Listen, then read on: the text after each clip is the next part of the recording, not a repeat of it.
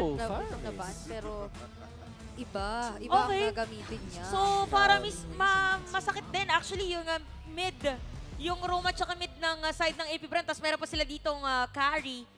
So, mahirap nga naman kasi yung patayin yung carry pagdating. Kailangan ng pang-hold. Yung instant lock.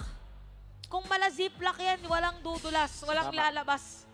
Tama. Kaya insta-lock. Selyadong-selyado. Tama. I still feel Benedetta could be good para sa Omega. Nandyan yung Lapu-Lapu na typically ginagamit din laban sa isang Faramis. And Lapu-Lapu can also dive yung carry. So ito yung dalawang heroes. At ito, dahil silang dalawa nag-usap, feeling ko XP lane. Yung kanilang last pick. Grabe. Feeling ko din pwede siya eh. Tingnan natin, yun talaga yung pinaka-factor din if ever. Uy! Si X-Borge. Ayun na nakita natin si X-Borge. X-Borge ka sa akin, sabi ng Smart Omega. Borger. Borger. Oo, yan na. Okay. Pwede ito yung Borger learn for them to actually win this game. Minsan talaga kailangan makita silver lining.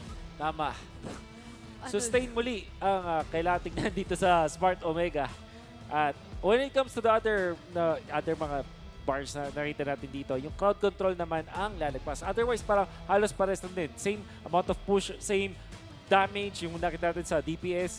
Pero yung sustain, mas lumalamang dito on the side of Omega. But when it comes to crowd control, may expect natin yan side of AP Bren. Knowing na meron silang ISO hero, katulad ng Kaja, kaya nilang mag-burst for sure. Kailangan talaga maging effective dito yung Kaja burst instant play na pwedeng gawin dito ng Bren. And as much as possible, yung sinabi natin, iselya na.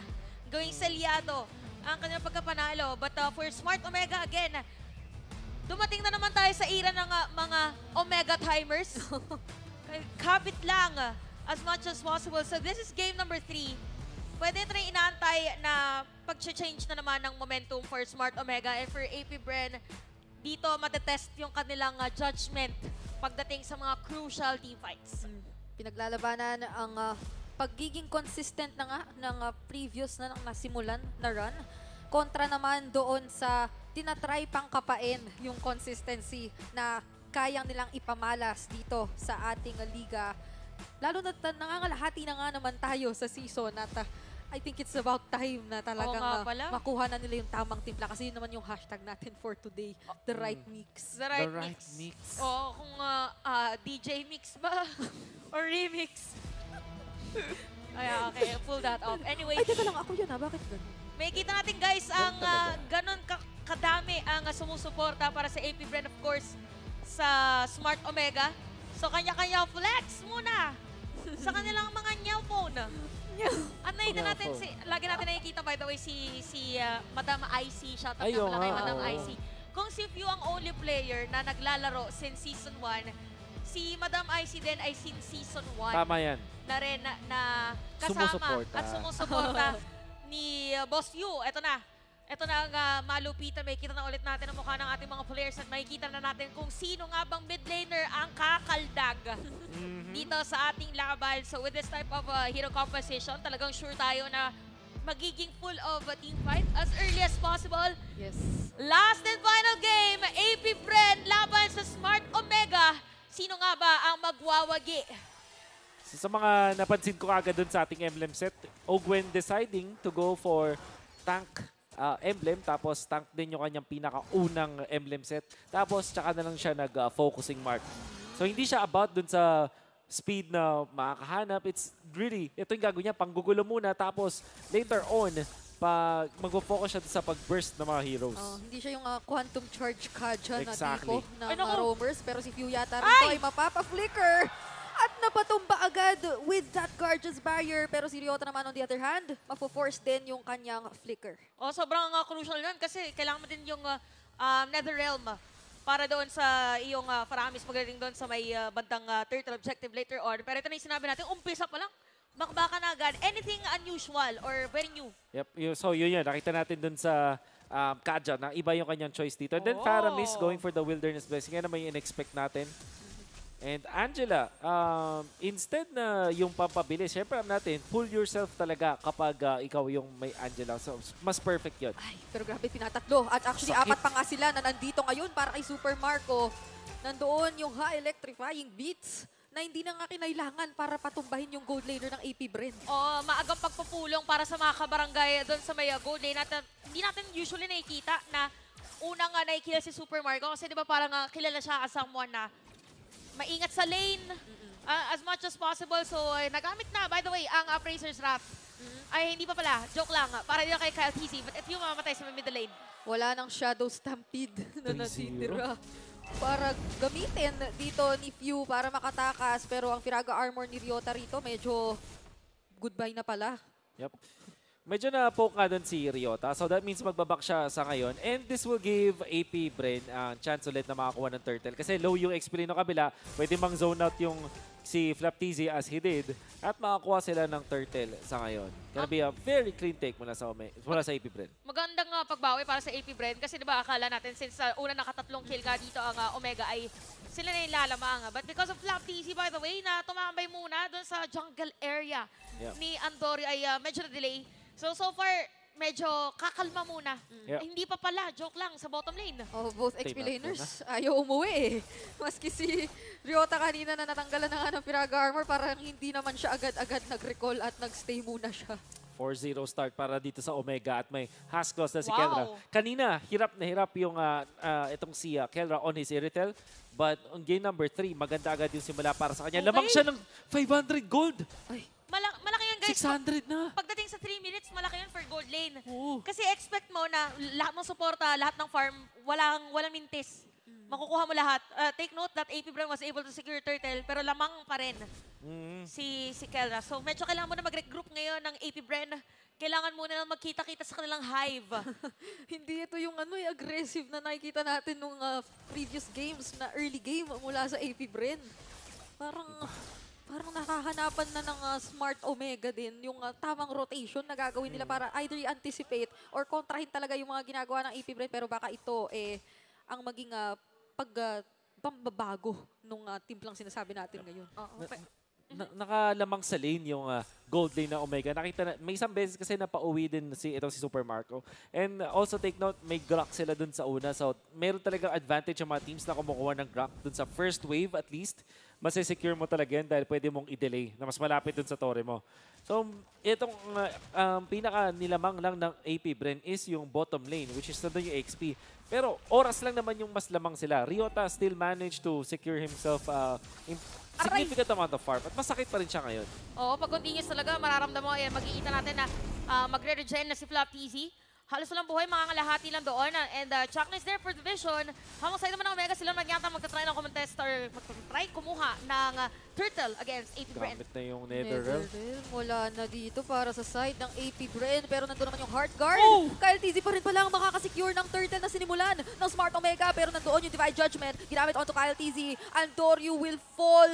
However, at nakita natin dun yung bilis ng bawi. Oh, yung mga ganong bawi, guys, yung mga maliliit na magiging malaking factor later on for AP Bren. So for Smart Omega, yes, lamang sila ngayon. Pero pag may mga ganon ulit na casualty and even objective taking, medyo mahirapan sila ngayon sa AP Bren. Kasi ano ba, late game, sino ba ang mas maganda ang lineup? Tingin ko mas AOE kasi yung sa Omega, like Joy as well as the Irrital. So sila rin pa rin yung late game. Pero overall kung maaralin talaga natin yung dalawang teams, parang same lang naman din. Para sila may strength sa late game. Netherrealm, masakit sa late game. Of course, yung Ghost Bursters, makakatirin yan. At yung kunat na dito sa AP Bren is gonna be there. Of course, ano pa rin to, Kaja carry. So, kahit sino, kahit gano'ng kakunat, basta mahatak ni Kaja, kayang i-burst down with Super Marco. Lalo na naka-focusing mark kasi si Ogwen. So, late game, merong pick-off pa rin ng AP Bren. Pero kung AOE damage, kahit may Faramis ult na Netherrealm, masakit pa rin itong si Irritel. Oo nga pala kasi yung yung sa side din ng AP Bren, yung Ghost Bursters, nagsasplash din yun eh. So, tinan natin. For Smart Omega, they know their strength even for AP Bren. At kanina 20 minutes yung laban natin, 6 minutes pa lang. So, pwede pa muna tayo mag-chill. Dahil, joke lang. Para sa game na to. We'll see on how AP Bren is able to defend and give space to Super Marco. Parang ayaw ng Smart Omega mangyari yun. Diretso lang eh, no? Dominance Ice Rush para dito kay Chakno, para tumangay dun sa physical damage. Pero, sakit. Oo, nabigyan ng beat. Oo. Isang beat. Bigyan mo ako ng beat. Binigyan ng beat, tapos biglang nag-mala rap god. From me style na. From freestyle na si Andorio doon. And makikita natin na for Etomax sa maagang, advanced thinking. Oo. Parang delicate. Advance mag-isip. Baka biglang matalunan. And speaking of tatalon, May mahanap sila rito, which is si Few, pero nandoon naman si Kyle TZ para sumalubong. Ryota doon sa bandang bottom lane, makakakuha ng isang turret. Pero si Kelra, napaka-agresibo. Talaga namang hindi tinantanan si Few kinapos ng isang hit. One shot. Pero ngayon, merong Divine Judgment na gagamitin Otto Andorio. Kaya naman si Kyle TZ for the second time around. Masesecure yung turtle para dito sa AP Bren. Pero inilalaban pa rin nila ito kasi nandyan na rin si Ryota. Out na muna para sa parehong kupunan. okay, no casualty para side ng Omega. Kamunti ka din si Few. Although, this is the second time na makikita natin maagawan or hindi masasecure ni Andorio. Yung, wait lang, Ogwen. Gwen, hindi niya na yata masusustain. Andoon yung aggression talaga na iba yung emblem din na ginamit talaga dito ni Ogwen eh. Parang medyo may nakikita tayong disadvantage at Oo, some point. bagal eh, no? Oh, okay. Super Marco? Wild What a knock-up. charge! Sinalungalang niya doon sa kanyang saktong pagdash. At medyo unfortunate talaga yon para sa side ng AP Bren. Ngayon naman, Omega ang literal na nagbababa dito sa jungle. At mukhang may intention na talagang mag-convert into turrets. Oo, parang dediretso rin yata sa may middle lane dito ang mga barangay. At umikot na si Ryota. Last Insanity to save that mid lane turret, pero hindi sila magsasucceed. Nandoon yung hatak na mumumula kay Few at si Kyle TZ na magdi-dish out din naman ng damage kontra sa mga miyembro ng Smart Omega. Makakakuha sila ng isang pick-off at si Kelra yung nawala. Tingin ko para sa Omega kahit pa, ito lang yata yung mga rare moments na kahit mapatumba yung marksman nyo for exchange of turret ay maganda pa rin kasi mid lane turret pa rin to na nakuha ng Omega. Access dun sa Lord Pit. Kung sakali, mas madali, Rock Ursa kaya nilang invade at meron silang konting invade potential dun sa purple buff. So I think overall, kahit ganun yung nangyari na trade-off, masaya pa rin naman yung Omega sa mga nangyayari. They have to really respect AP Bren, however, kasi napapansin natin, first 3 turtles, dalawa doon ay contested, napupunta pa rin sa Omega. Oo, parang nga kahit binibilisan ng Omega yung rotation nila, meron pa rin nakakahanap pa rin ng trade dito yung AP Bren. Kung mapansin nyo, konti na lang or actually nakahit na nga ng konti doon sa may turret, sa may bottom lane. So ito na tayo. Sinabi ni Wolf, 2 turtle napunta sa AP Bren. Yung Lord Objective, sisimulan ni Ryota at nandito rin si Ogwen for the vision. Very crucial kung masesecure ba nila. Mapapa-flicker. Medyo delikado yun at kamuntikan para dito sa rover ng AP Bren. Ngayon, at least, kahit pa paano, alam ng Smart Omega na wala nang bigla ang papasok at manghahatak using the Divine Judgment. Nakita pa nila na nasa top lane ngayon si Flap TZ. Kaya naman, todo kampante lang din. Sina si Ryota ang bumabawas dito sa ating Lord. Although pawala na rin yung kanyang Firaga Armor, hindi na rin muna papalibutan ng ibang mga players ng Smart Omega. Feeling ko by time na yung ginagawa na AP Bren para makasira ng Torres si Flap TZ. Pero tingnan natin, wala nga nang Firaga Armor dito si Atoy R. At si Kyle TZ ay pipilitan din na ma-reset. Most likely itong Lord Objective. Pero ang Dory marireveal na kung saan siya manggagaling. Kakapit ang Lord dito kay Few. At masakit yung mga pitik ng Ghost Bursters ni Few. Meron na ulit Firaga Armor though. Pero medyo low on HP. Nandoon yung Last Insanity. Andorio! Siya naman this time around daw ang babawi at kukuha ng Lord Objective. Kaso nandoon si Super Marco. Binabato yung mga kanyang shuriken. Kaso may bawi dito na magmumula kina Andorio at kina Kelra na sinaniban ni Etomax at nagwawala gamit yung kanyang mga pana. Ito na ba yung Borger play? Pinagitnaan ng mga players ng Smart Omega. Ogwen dito tinatry makatakas pero susunog-sunugin lang siya at maging doon sa kabilang dako. Hindi na mabubuhay si Kyle TZ. Oh my goodness, apat ang patay kayo sa may AP Bren. At si Few on left para dumepensa. Okay, kamunti ka na at sasakay pa nga dito si Etomax. Dahil dyan meron Lord sa may bottom lane. At nakita na natin yung sinasabi natin na ex-Borger play. Para sa na Omega, ready sila magmerienda ng moment na yun. Ay isa pang na kapansin-pansin na play dito ng Omega in the past 3 games, Iridel plus Angela, nakita natin na sobrang effective just because of the slows na nakikita natin mula dun sa isang Angela. Enough na siya para makakuha ng kill etong si Kelra eventually. Lalo na ang kanyang inunang item dito is the spear, which we know na perfect yun sa Irritel kasi sakto yung cooldown.